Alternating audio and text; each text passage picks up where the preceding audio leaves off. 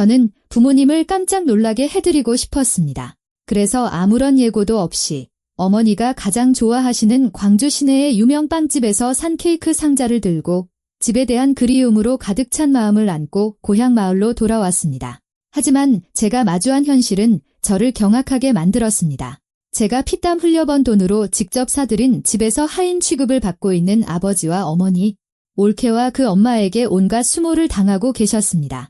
염치라고는 눈꼽만큼도 없는 두 기생충 같은 여자들이 우리 가족의 모든 것을 빼앗아 버린 것이었습니다. 바로 그 순간 저는 확고하고도 최종적인 결심을 내렸습니다.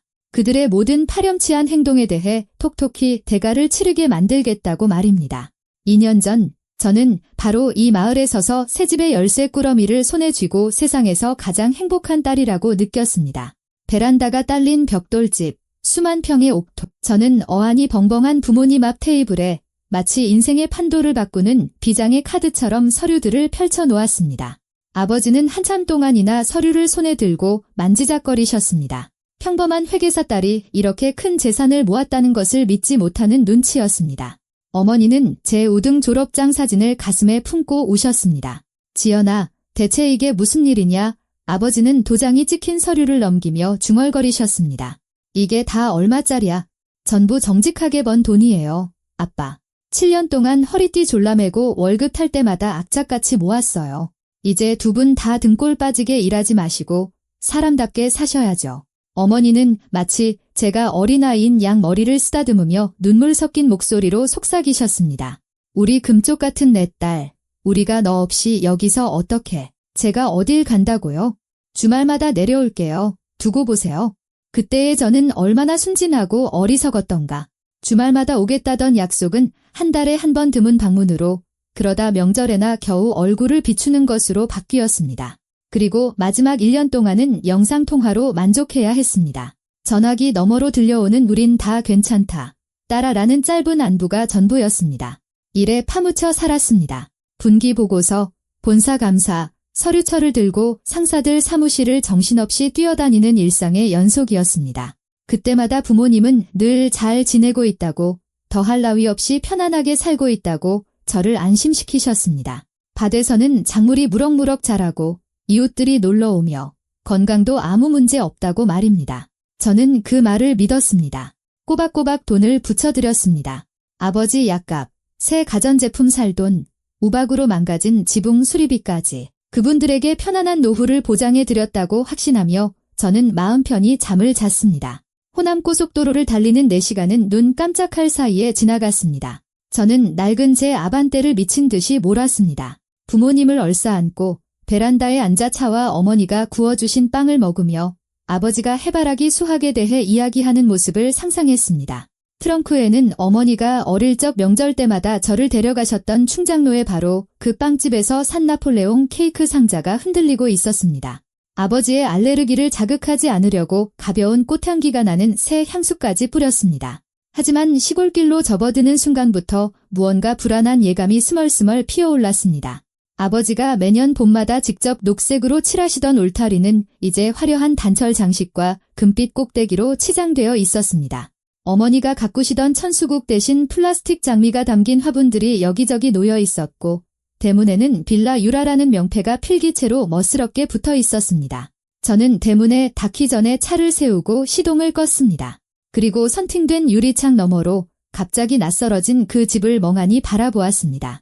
베란다의 줄무늬 파라솔 아래 놓인 긴 의자에는 화려한 실내복 차림의 뚱뚱한 여자가 몸을 쭉 뻗고 누워 있었습니다. 그녀의 통통한 손가락은 크리스탈 그릇에 담긴 체리를 게으르게 집어먹고 있었고 다른 한 손으로는 중국식 부채를 붙이고 있었습니다. 그때 집 모퉁이에서 아버지가 나타나셨습니다. 평생 콤바인을 몰며 이 지역 최고의 기사로 불렸던 나의 아버지. 하지만 지금은 허리가 굽고 깡마른 모습이었습니다.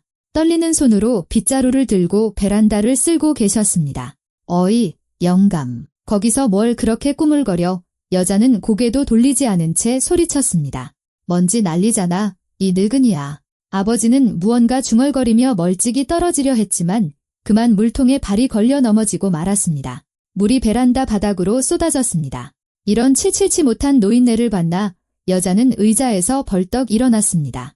그녀의 삼겹으로 접힌 턱이 분노로 부들부들 떨렸습니다. 아주 노망이 났구만. 유라야, 유라야. 이리 와봐. 내 시아버지가 또 사고 쳤다. 집안에서 짧은 원피스 차림의 젊은 여자가 나비처럼 날아왔습니다. 옳게 제 오빠 이동준의 아내 최유라였습니다. 한 손에는 최신형 아이폰을, 다른 한 손에는 분홍빛 거품이 있는 음료가 담긴 잔을 들고 있었습니다. 엄마, 또 왜 그래? 이것 좀 봐. 이 양반이 바닥을 다 물바다로 만들었잖아. 칠칠치 못하게. 저는 핸들을 너무 세게 쥔 나머지 손가락이 아파왔습니다. 저건 내 집인데. 매달 월급의 3분의 1을 쏟아부으며 할부금을 갚아 산 내 집, 우리 부모님이 하인이 아니라 주인으로 살게 해드리고 싶었던 바로 그 집인데. 옆문이 삐걱거리며 열리더니 어머니가 나타났습니다. 양손에는 거대한 빨래 대야를 들고 그 무게의 등이 굽어 다리가 후들거리고 있었습니다. 분명히 허리를 숙일 필요 없는 통돌이 세탁기를 사드렸는데 일부러 고르고 골라서 사드린 건데 어머님 이유라는 핸드폰에서 눈을 떼지 않은 채 시어머니를 향해 말했습니다. 빨래 빨리 좀 널어주세요. 저 1시간 뒤에 광주 가야 해요. 네일 아트 예약했거든요. 알았다, 유라야. 지금 바로 널게. 그리고 제 실크 블라우스는 조심해서 다뤄주세요. 지난번엔 올이 나갔더라고요. 어머니는 고개를 끄덕이며 빨래 대야를 빨랫줄 쪽으로 힘겹게 끌고 갔습니다. 아버지가 도우려고 달려갔지만 유라의 엄마인 박 여사가 날카롭게 쏘아붙였습니다. 당신은 여기나 마저 쓸어요? 지저분하게 이게 뭐야. 눈물이 목구멍을 틀어막았습니다. 저는 부모님이 소일거리로 텃밭이나 가꾸시고 힘든 일은 사람을 사서 시키고 꿀차나 마시며 여유롭게 지내시는 모습을 상상했습니다. 하지만 그분들은 자신의 집에서 노예가 되어 있었습니다. 30분쯤 더 차 안에서 이 끔찍한 광경을 지켜봤습니다. 아버지가 박 여사에게 주스를 가져다 주려 했습니다. 손이 떨려 몇 방울을 흘렸습니다. 그녀는 벌떡 일어나 아버지의 손에서 잔을 쳐서 떨어뜨렸습니다. 칠칠치 못하기는. 잔 하나 제대로 못 들고 와? 그녀의 손가락에서 금반지들이 번쩍였습니다. 저는 바로 알아봤습니다. 지난달 광주 시내 보석상 쇼윈도에서 봤던 것과 똑같은 반지였습니다. 저는 아버지 관절염 주사 맞으시라고 150만 원을 보내드렸습니다. 그 150만 원이 저 여편네의 손가락에서 번쩍이는 싸구려 장신구로 변해 있었습니다. 더 이상 참을 수 없었습니다. 시동을 걸고 마당으로 차를 몰아 경적을 울렸습니다. 그 무리 전체가 돌아봤습니다. 박 여사와 유라의 얼굴에는 순식간에 가식적인 미소가 피어났습니다. 하지만 가장 끔찍했던 것은 부모님의 눈이었습니다. 그들의 눈에는 공포가 스쳤습니다. 제 방문이 그들에게 새로운 문제를 일으킬까 봐 두려워하는 것이었습니다. 어머나, 지연이 아니니 박 여사가 두 팔을 활짝 벌리며 제게 달려들었습니다. 이게 얼마만이야? 생각지도 못했네. 어서 와. 마침 갈비찜 다 됐는데 잘 왔다. 그녀에게서는 느끼한 향수 냄새가 진동했고 아버지의 땀 냄새와는 극명한 대조를 이루었습니다. 저는 가방에서 무언가를 찾는 척하며 그녀의 포옹을 피했습니다. 안녕하세요. 예고 없이 오게 됐네요. 보고 싶어서요. 잘했어. 잘했어. 미유라가 거들었습니다. 우리가 여기 어르신들 돌봐드리고 있잖아. 안 그랬으면 두 분만 외롭게 계셨을 텐데.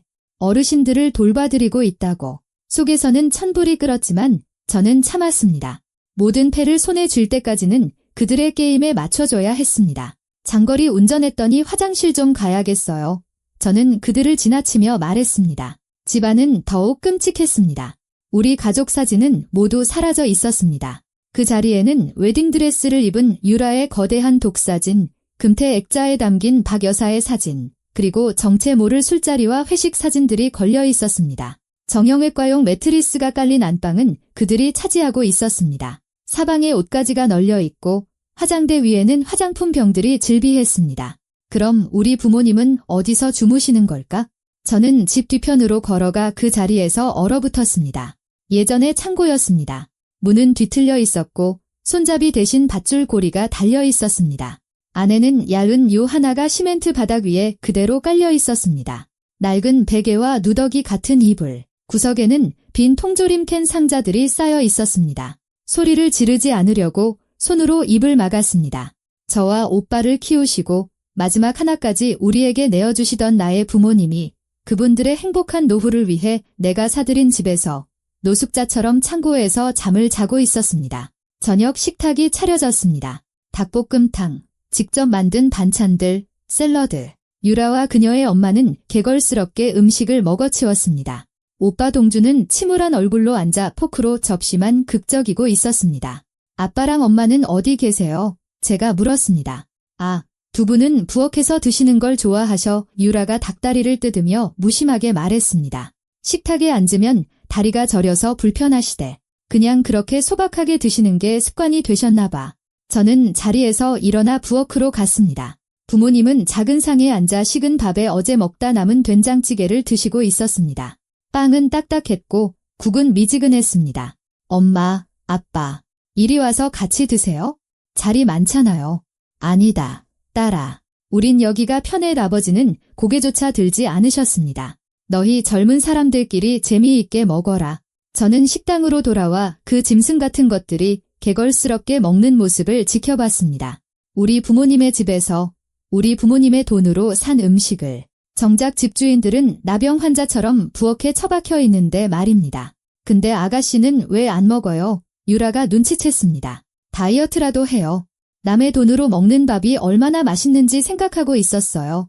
저는 그녀의 눈을 똑바로 쳐다보며 대답했습니다. 그리고 그 공짜밥이 얼마나 빨리 끝날 수 있는지도요. 많이들 드세요. 이 잔치가 언제 끝날지 아무도 모르니까요. 박 여사가 갑자기 숟가락을 내려놓았습니다. 오빠는 고개를 더욱 깊이 숙였습니다. 그리고 저는 미소 지었습니다. 차갑고 계산적인 미소를. 그들은 제가 이미 모든 것을 결심했다는 사실을 아직 모르고 있었습니다. 새벽녘, 문 삐걱거리는 소리에 잠이 깼습니다. 창문 너머로 부모님이 집을 나서는 모습이 보였습니다. 아버지는 어깨에 괭이를 메고 어머니는 물통과 보자기를 들고 계셨습니다. 마치 강제 노역이라도 끌려가는 사람들처럼 허리를 숙인 채 느릿느릿 걸어가고 있었습니다. 저는 서둘러 옷을 입고 뒤따라 나갔습니다. 헛간 뒤에 숨어 그분들을 지켜보았습니다. 두 분은 해바라기 밭에 도착했습니다. 그 밭은 노후의 소일거리이자 가벼운 취미가 되어야 할 곳이었습니다. 그 옆에서는 젊고 날랜 인부들이 일하고 있었습니다. 하지만 제 아버지는 밭 한가운데로 들어가 땅에 허리를 숙인 채 잡초를 뽑기 시작했습니다. 5분마다 허리를 붙잡고 고통에 얼굴을 찡그리셨습니다. 어머니는 밭 가장자리에 앉았지만 쉬지 않았습니다.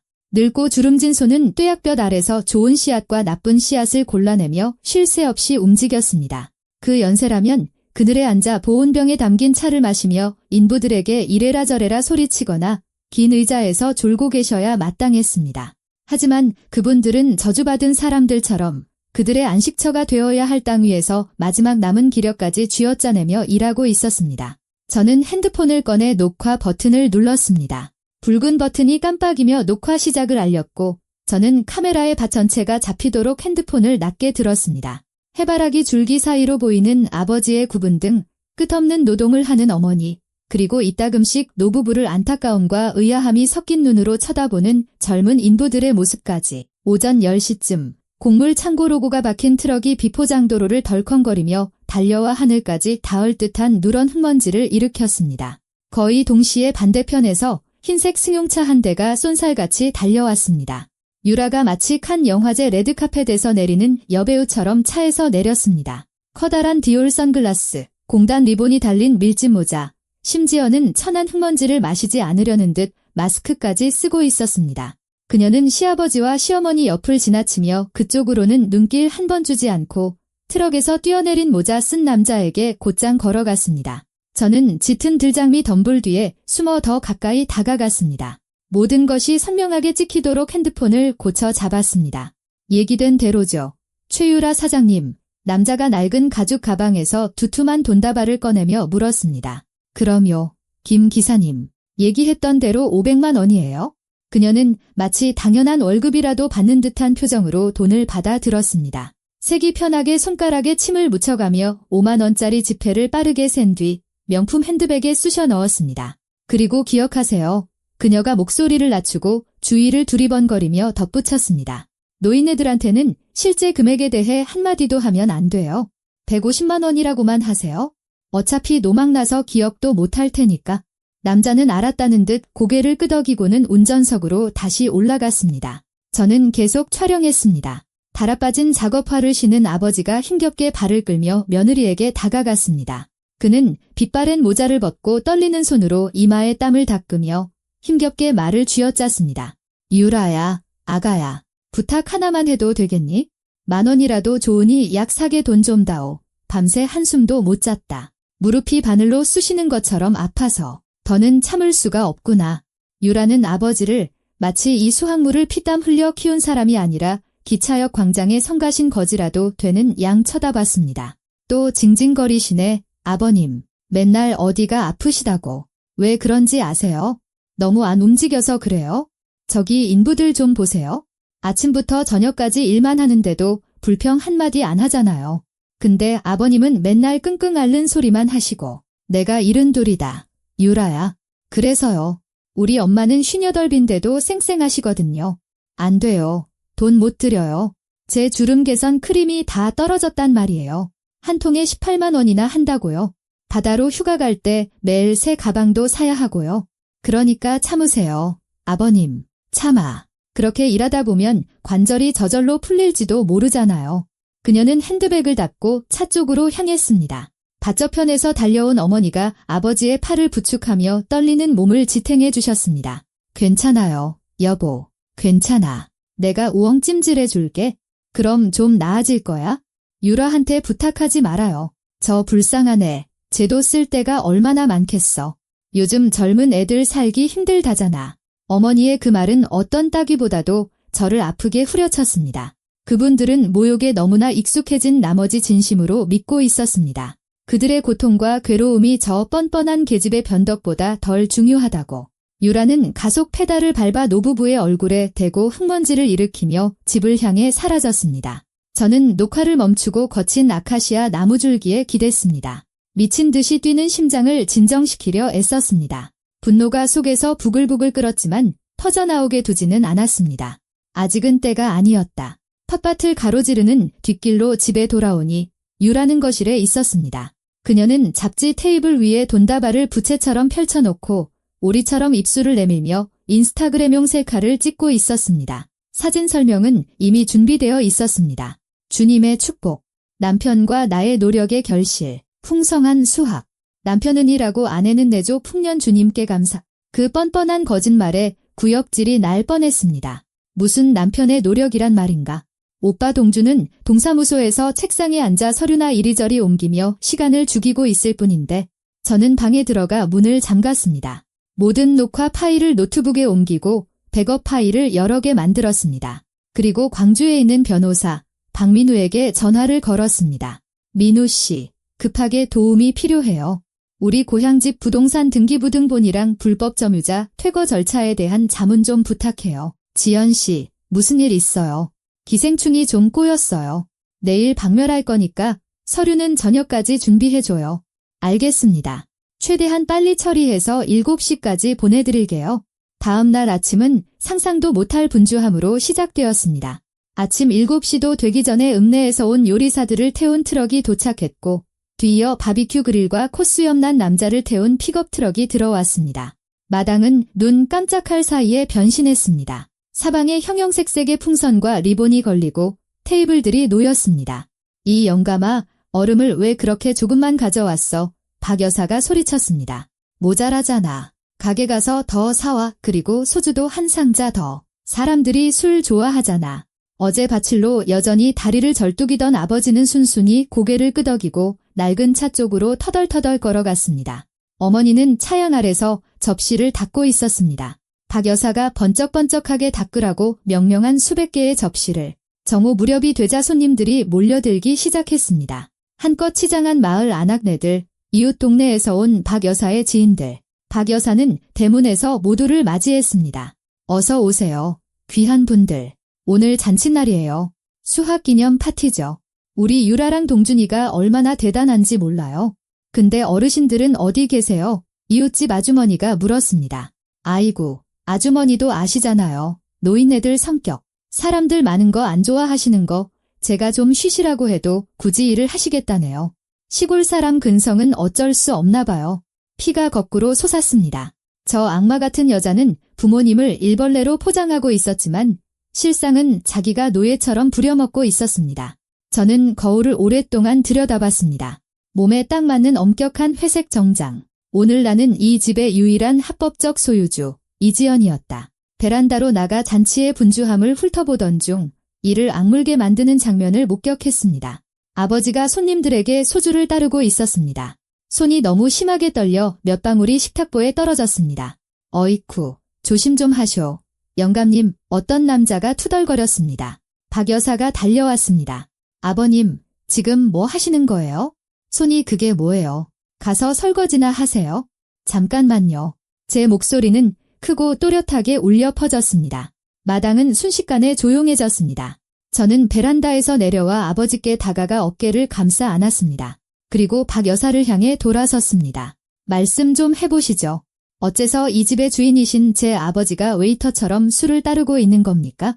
박 여사는 신경질적으로 웃었습니다. 지연아, 무슨 소리니? 우린 한 가족이잖아. 아버님이 돕겠다고 자청하신 거야. 그녀는 저를 껴안으려 했지만 저는 몸을 피했습니다. 우리 지연이가 장거리 운전하느라 피곤한가 보네. 박 여사는 손님들을 향해 돌아섰습니다. 게다가 노인들은 가끔 헷갈려 하세요. 자기가 아직 주인인 줄 아는 거죠? 노망이에요. 노망. 우리가 돌봐드리고는 있지만 사실 이 집은 오래전에 자식들한테 물려주셨거든요. 그 거짓말에 인내심에 잔이 넘쳐 흘렀습니다. 저는 어머니께 다가가 그 손을 잡고 높이 들어 올렸습니다.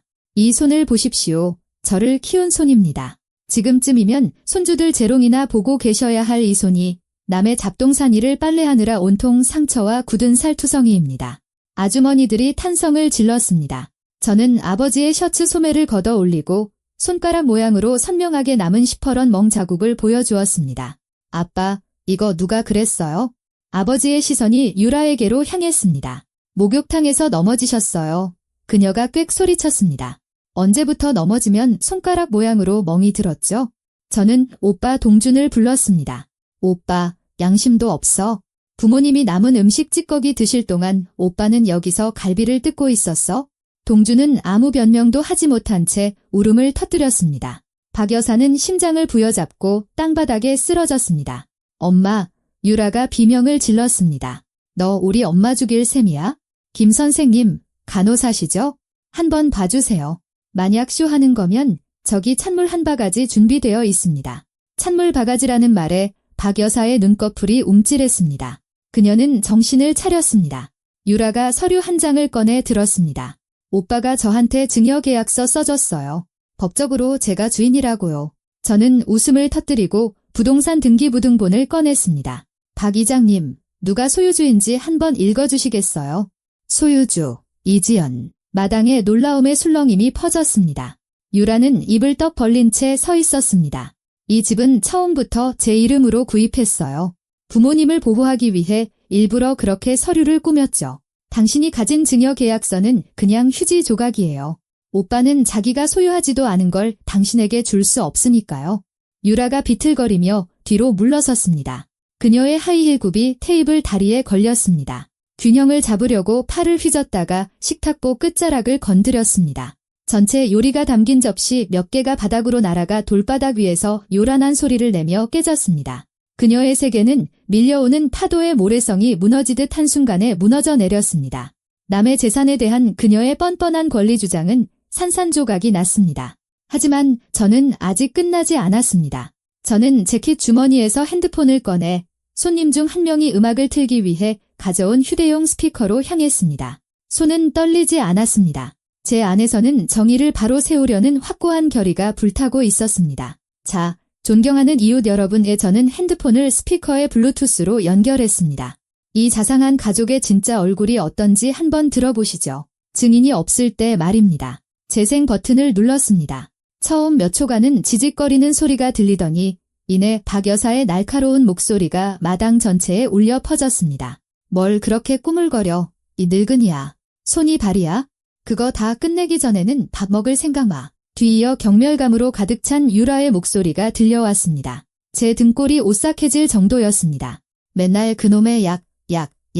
당신한테 들어가는 돈이 아까워 죽겠어. 차라리 죽어버리면 속이라도 시원하지. 그리고 마지막으로 아버지의 쉰 목소리, 애원하는 목소리가 들렸습니다. 유라야 5,000원이라도 좋으니 무릎이 너무 아파서 그런다. 사흘 밤낮을 뜬 눈으로 샜어. 녹음 파일은 잔치가 한창인 마당 한가운데서 터진 폭탄과도 같았습니다. 스피커에서 나오는 소리는 귀를 때렸지만 아무도 꺼달라고 하지 않았습니다. 모두가 얼어붙은 채 듣고 있었습니다. 이웃들의 얼굴은 놀라움에서 충격으로, 충격에서 노골적인 분노로 변해갔습니다. 남자들은 팔에 힘줄이 돋을 정도로 주먹을 꽉 쥐었습니다. 여자들은 자기 귀를 믿을 수 없다는 듯 손으로 입을 가렸습니다. 박 여사가 두 손으로 귀를 막으며 소리쳤습니다. 거짓말이야. 조작이라고. 짜깁기 한 거야. 하지만 아무도 그녀를 믿지 않았습니다. 목소리는 너무나 생생했고 억양은 너무나 익숙했습니다. 자신들의 무죄를 확신하는 사람들이나 할 수 있는 말투였습니다. 그들이 그동안 공들여 쌓아온 자상한 장모와 성공한 안주인의 이미지는 망치로 맞은 질그릇 가면처럼 산산조각 났습니다. 저는 녹음을 끄고 조용해진 마당을 둘러보았습니다. 들으셨습니까? 이게 지난 2년간 저희 부모님의 일상이었습니다.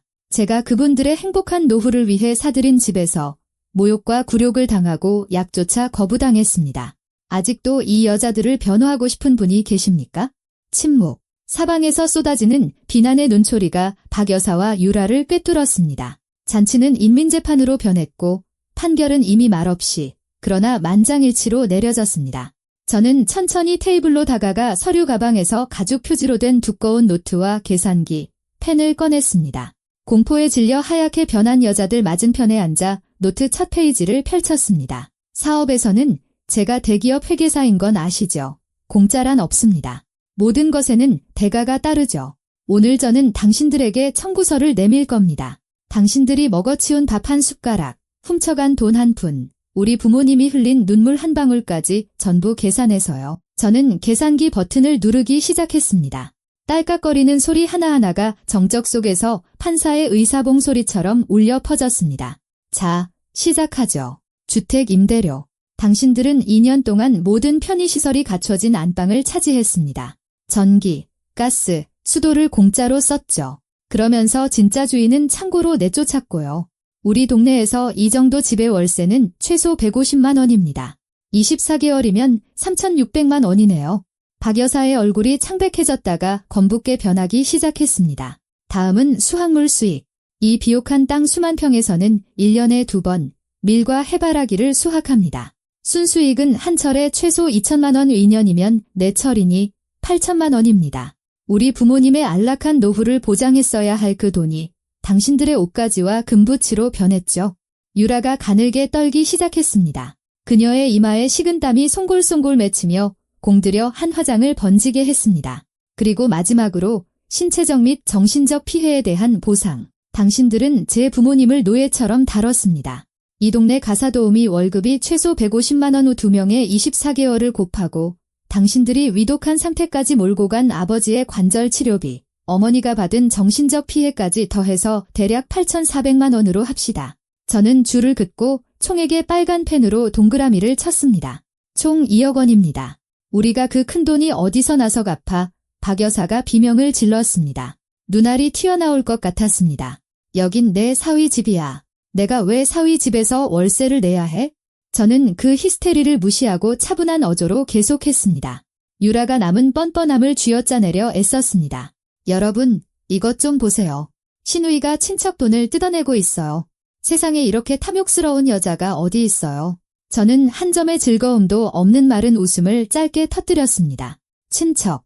언제부터 당신들이 내 친척이었죠? 제 아버지를 노망난 늙은이라고 부를 때? 아니면 제 어머니를 공짜 빨래꾼으로 만들었을 때?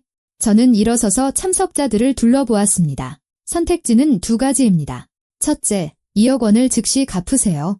현금이 없으면 제 아버지 돈으로 산 잡동사니들을 전부 내놓으시고요. 나머지는 공증된 합의서에 따라 분할 상환하세요. 2번째 선택지. 저는 서류 가방에서 또 다른 서류철을 꺼냈습니다.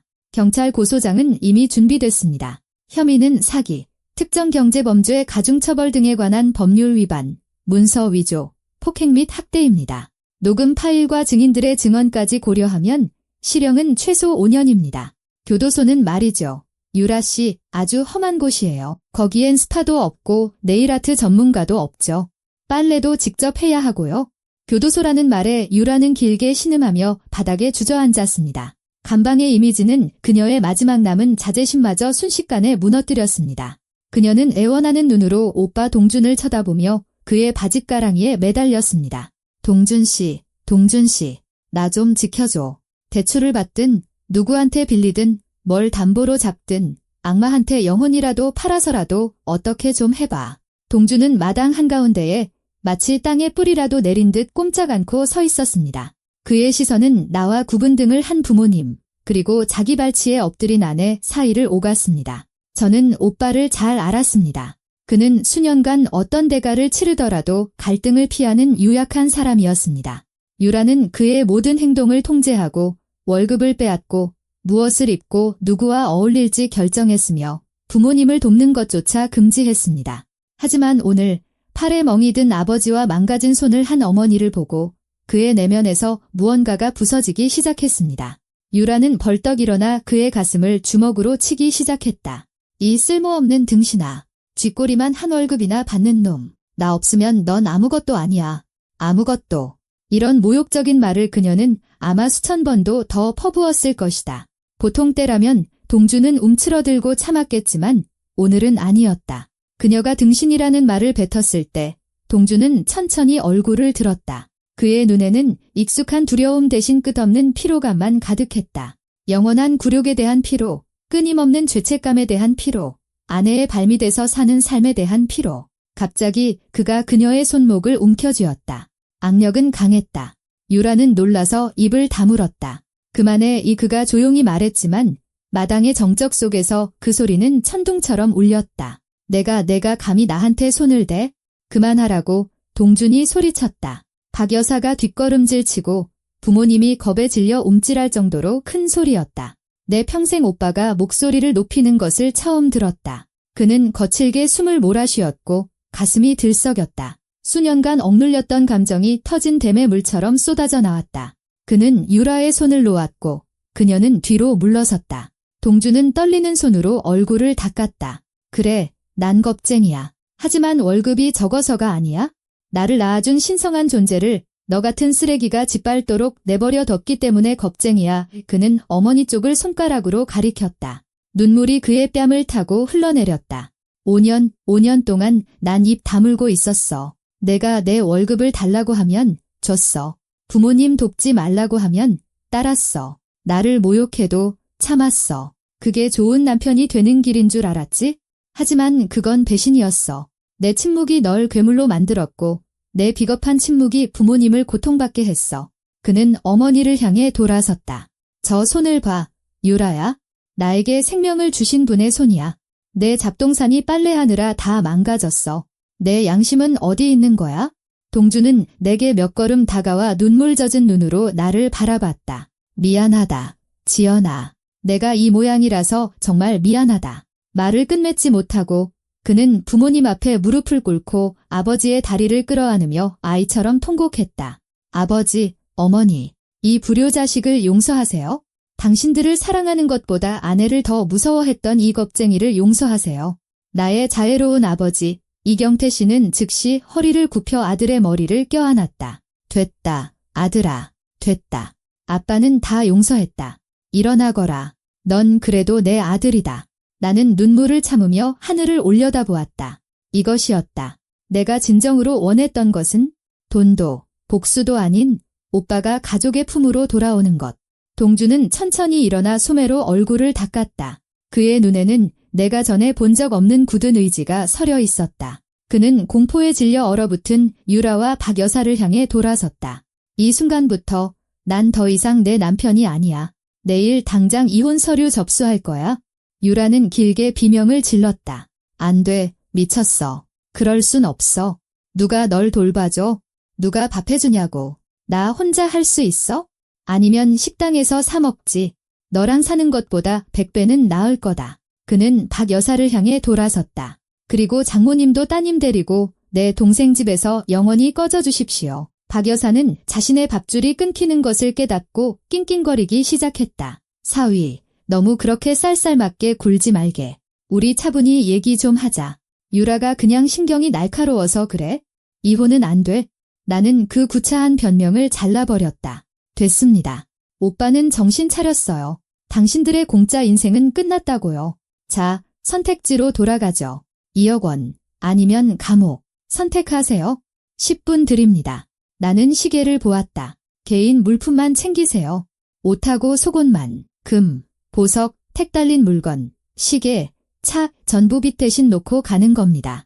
동주는 단호하게 대문으로 걸어가 활짝 열어젖혔다. 대낮의 햇살이 마당으로 쏟아져 들어왔고 마치 악을 추방하는 길을 열어주는 듯했다. 유라와 박 여사는 비틀거리며 집 안으로 들어갔다. 그들은 더 이상 이 동네의 여왕처럼 보이지 않았다. 그저 화장이 번지고 눈빛이 죽은 두 명의 초라한 여자일 뿐이었다. 10분은 천천히 흘러갔다. 집 안에서는 서둘러 짐을 싸는 소리가 들려왔다. 흐느끼는 소리, 무언가 떨어지고 깨지는 소리. 내 등 뒤에는 미리 불러둔 파출소 박경희와 젊은 경찰관이 서 있었다. 혹시 모를 불상사에 대비한 것이었다. 집 문이 열렸다. 박 여사가 거대한 여행 가방을 끌며 먼저 나왔다. 눈물로 퉁퉁 부은 얼굴, 충혈된 눈, 짙은 화장은 번져서 마치 실패한 공연을 마친 슬픈 광대 같았다. 그 뒤를 이어 배낭과 2개의 빵빵한 쇼핑백을 든 유라가 비틀거리며 나왔다. 그들은 나와도 경찰관들과도 눈을 마주치지 않으려 애쓰며 고개를 숙인 채 걸었다. 하지만 나는 그들을 그렇게 쉽게 보내줄 생각이 없었다. 거기서 내가 차갑게 명령했다. 그들은 마당 한가운데서 얼어붙었다. 개인 물품, 그러니까 옷하고 속옷만 가져갈 수 있다고 했을 텐데요. 귀중품은 안 됩니다. 박경희님, 나는 경찰관에게 말했다. 저분들에게 자발적으로 가방 내용물을 보여달라고 요청해 주시겠습니까? 제 아버지의 귀중품이 들어있을 수 있다는 합당한 의심이 들어서요. 박경희는 고개를 끄덕이고 얼어붙은 여자들에게 다가갔다. 유라는 본능적으로 핸드백을 가슴에 꼭 끌어안았다. 그녀의 눈은 붙잡힌 도둑처럼 사방으로 굴러갔다. 자발적으로 가방 내용물을 보여주시죠. 박경희가 침착하게 말했다. 그게 두 분에게도 좋을 겁니다. 이건 제 개인 물품이에요. 유라가 뒷걸음질 치며 꽥 소리쳤다. 이럴 권리 없어요. 이건 제 권리 침해라고요. 아무도 당신들의 권리를 침해하지 않습니다. 경찰관이 참을성 있게 설명했다. 자발적으로 보여달라고 조청하는 겁니다. 거부하시면 정식으로 영장을 발부받아 절차를 밟아야 합니다. 잠깐의 침묵 끝에 유라는 마지못해 핸드백을 내밀었다. 박경희는 얼마 전까지 잔치 음식이 놓여있던 테이블 위에 내용물을 쏟아부었다. 내 의심은 적중하고도 남았다. 구겨진 블라우스와 속옷 사이로 번쩍이는 물건들이 쏟아져 나왔다. 육중한 금목걸이가 든 벨벳 보석함, 보석 박힌 반지들, 값비싼 시계, 그리고 물론 은행 고무줄로 묶인 5만 원권 지폐 뭉치들. 어제 공물을 판 바로 그 돈이었다. 마당에서 휘파람 소리가 터져 나왔다. 여전히 울타리 근처에 모여있던 이웃들이 웅성거렸다. 도둑년들이네. 쫓겨나는 마당에 저걸 또 훔쳐가려고 했어. 세상에, 망신이야. 양심을 완전히 잃었구만. 뻔뻔한 것들. 나는 보석함을 집어 열어서 아버지께 보여드렸다. 이거 아빠 돈이에요. 아빠의 피와 땀이 저것들의 허영심을 채우는 장신구로 변한 거라고요. 아버지는 그저 고개를 저으셨다. 그의 주름진 뺨으로 다시 눈물이 흘러내렸다. 고통 때문이 아니라 며느리가 얼마나 비천하게 추락했는지를 목격한 슬픔 때문이었다. 당신들 몸에 걸친 귀중품도 전부 벗으세요.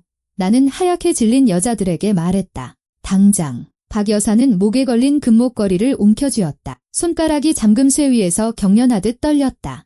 이건 선물이야. 유라가 생일 선물로 준 거라고. 누구 돈으로요? 나는 한 걸음 다가섰다. 오빠 월급으로는 생활비도 빠듯했어요. 그런 선물을 살 돈이 어디서 났을까요? 그건 훔친 돈으로 산 거예요. 벗으세요. 떨리는 손으로 눈물을 쏟으며 박 여사는 목걸이를 그리고 팔찌와 모든 손가락의 반지를 벗었다. 유라도 그 뒤를 따랐다. 다이아몬드 조각이 박힌 귀걸이, 시계, 팔찌, 테이블 위의 금더미는 점점 커져갔고 그들은 장신구를 하나씩 벗을 때마다 더욱 초라하고 평범해졌다. 마치 반짝이는 허물을 벗고 회색빛의 볼품없는 본 모습을 드러내는 뱀 같았다. 그리고 그 핸드백도요. 나는 유라의 명품 가방을 가리키며 덧붙였다. 하지만 이건 내가 제일 아끼는 건데 그 가방 하나가 수백만 원이에요. 제 아버지가 약값으로 썼어야 할 돈이죠. 당신들이 훔친 돈이라고요. 유라는 현관 앞에 있던 검은색 쓰레기 봉투를 집어들어 자기 물건들을 쑤셔 넣기 시작했다. 그 대조는 극명했다. 아침의 여왕은 이제 쓰레기 봉투에 자기 살림을 챙기고 있었다. 이제 여기서 꺼져요. 나는 활짝 열린 대문을 가리켰다.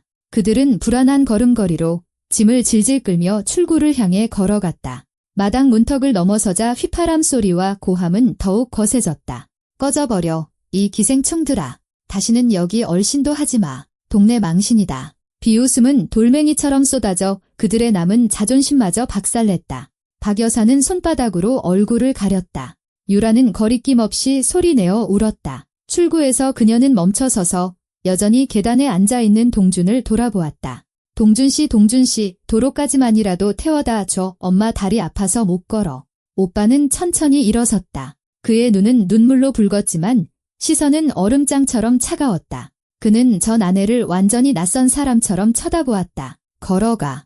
우리 아버지가 매일 아픈 다리로 밭에 걸어가셨던 것처럼 내 몸으로 직접 느껴봐. 내가 노인네들한테 그렇게 처방하기 좋아했던 바로 그 운동이라고 생각해. 유라의 눈에 깃든 마지막 희망이 꺼졌다. 그녀는 돌아서서 흙먼지 날리는 길 위로 쓰레기 봉투를 끌며 터덜터덜 걸어갔다. 저녁 하늘이 찌푸리며 마을 위로 먹구름을 모으기 시작했다.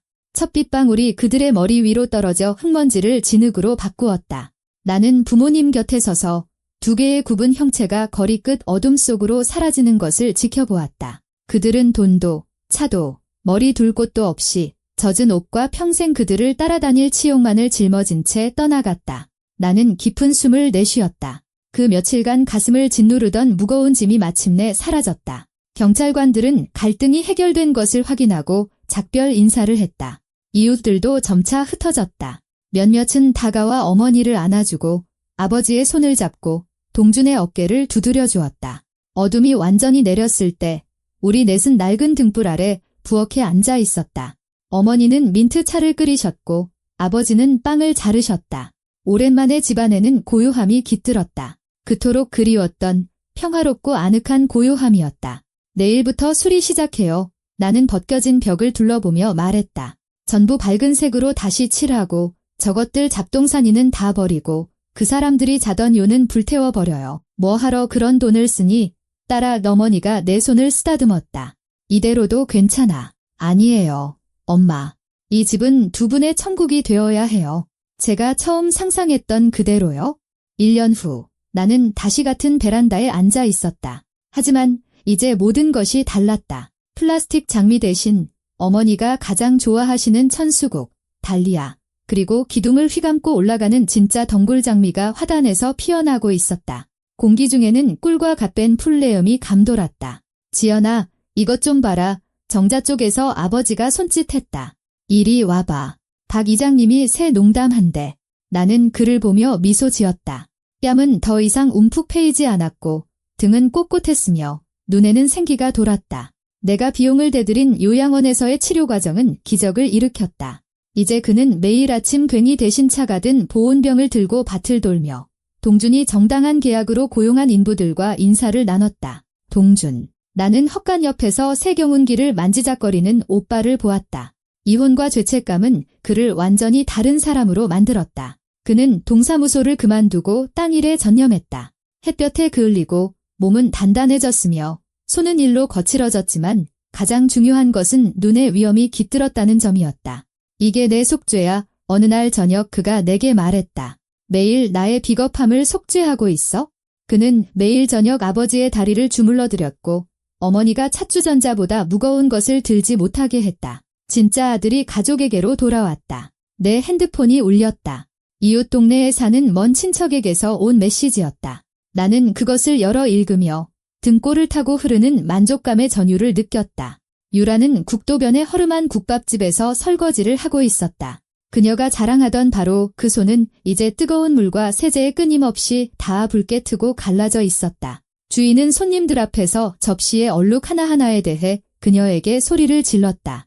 그녀는 묵묵히 모욕을 견뎠다. 다른 일자리를 구할 수 없으니 어쩔 도리가 없었다. 박 여사는 반년 전 뇌졸중으로 쓰러져 반신불수가 되었다. 답답한 월세방에 누워 있었고 교대 근무 후 지쳐 돌아온 유라는 종종 밤늦게까지 그녀를 굶겼다. 이웃들은 유라가 엄마에게 소리치는 것을 들었다고 했다. 진짜 지긋지긋해. 당신 때문에 문제만 생기잖아. 그녀가 언젠가 내 아버지에게 던졌던 바로 그 말들이었다. 카르마는 그녀 자신의 딸을 통해 그녀에게 돌아왔다. 최근 소문에 따르면 유라는 기저귀 값을 감당하지 못해 어머니를 요양원에 보낼 계획이라고 했다. 나는 핸드폰을 닫았다. 그들은 돈이 아니라 삶으로 대가를 치르고 있었다. 2억 원보다 훨씬 더 비싼 대가로. 딸아, 들어오렴. 현관에서 어머니가 부르셨다. 저녁 식는다. 네, 엄마. 가요. 나는 일어서서 저녁 어스름 속으로 사라지는 시골길을 마지막으로 한번 바라보았다. 저 멀리 어딘가 낯선 도시에서 두 여자는 자신들의 탐욕과 잔인함의 열매를 거두고 있었다. 그러라지. 나는 집 안으로 들어가 과거를 차단하듯 문을 단단히 닫았다. 이곳, 이 벽 안에는 이제 오직 사랑과 웃음, 그리고 평온만이 존재했다. 정의는 승리했다. 이야기는 끝났다. 결국 인생은 언제나 모든 빚을 받아내기 마련이다. 때로는 그저 시간이 좀 걸릴 뿐이다.